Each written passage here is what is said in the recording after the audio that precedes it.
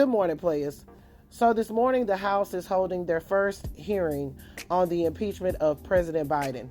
The opening statements have began, and Jason Smith, who is a representative of Missouri, has decreed and declared that they have all of this evidence to implicate President Biden in the dealings of his son, Hunter Biden. Yesterday, they voted to release 700 pages of supposed evidence against to show that President Biden somehow knew that Hunter Biden was doing all of these things. So this morning, Jason Smith is matter of fact, honey. He has all of his ducks in a row. He claims that they have all of the evidence to implicate President Biden.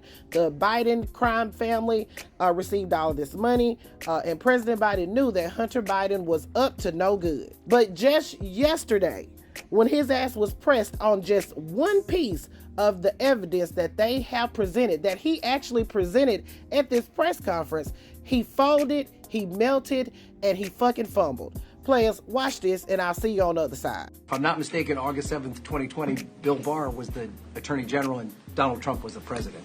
So explain to me where the two-tiered system of justice comes into play. And then the WhatsApp message you have, I believe, is dated June 6, 2017. Joe Biden is not vice president or even a candidate for president at that time. So where is the direct connection to some sort of criminal malfeasance within these two pieces of evidence? Well, I think the facts speak for themselves. There's over 700 pages of examples of where people should be very concerned.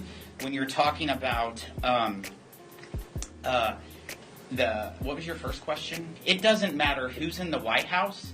We need to make sure that the Department of Justice works for all people and doesn't treat those who are politically connected or wealthy much differently. But you suggested that Joe Biden being the president now is unfairly treating Donald Trump in his indictments? What I'm talking about is the 700 pages that we have before us, which is all the information that came from the IRS whistleblowers. Can you explain the timing then of the August 6th WhatsApp message? Why is that evidence of some wrongdoing?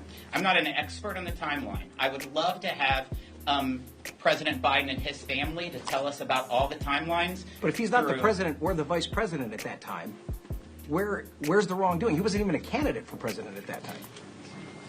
He was a candidate. In August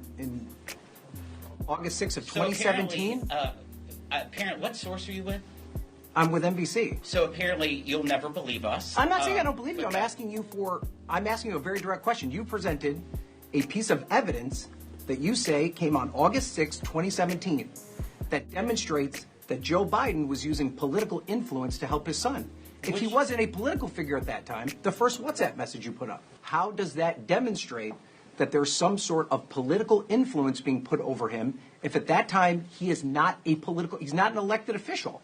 I'm definitely not going to pinpoint one item. I think we've outlined. You presented it. It was your first thing that you brought up. So apparently you don't agree with it. So it's not that I don't agree with it. I'm asking you to explain it. I'll take the next question. I declare, honey, what a disgrace. Didn't he melt like the wicked witch of the West? I declare.